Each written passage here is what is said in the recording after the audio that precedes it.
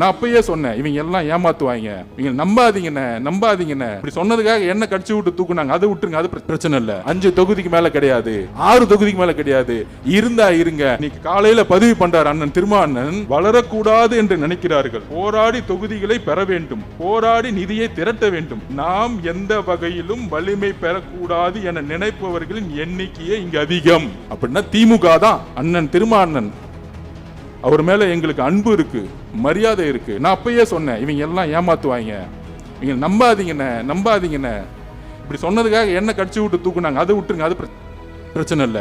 அப்ப திமுக இல்ல நம்ம பிஜேபி எதுக்காக எப்பயுமே முதலமைச்சர் ஸ்டாலின் ஒண்ணு சொல்லுவாரு, நம்மெல்லாம் சீட்டு கூட்டணி கிடையாது, நம்மெல்லாம் ஒரு கொள்கைக்கான கூட்டணி. ஏன் கொள்கைக்கான கூட்டணின்னா கூட இருக்க உங்களுக்கு சீட்டு கொடுக்க கூடாதா? இன்னைக்கு காலையில பதிவு பண்றார் அண்ணன் திருமாவண்ணன், எவ்வளவு வலியோட பதிவு பண்ணுவாரு.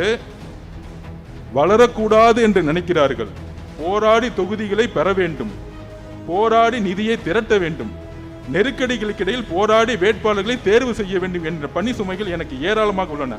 இந்த அரசியல் களமும் சமூக சூழலும் நமக்கு சாதகமாக இல்லை. நாம் எந்த வகையிலும் வலிமை பெறக்கூடாது என நினைப்பவர்களின் எண்ணிக்கையே இங்கு அதிகம். நாம் எந்த வகையிலும் வலிமை பெறக்கூடாது என நினைப்பவர்களின் எண்ணிக்கையே இங்கு அதிகம். அப்படின்னா திமுக தான். வேற யாரு?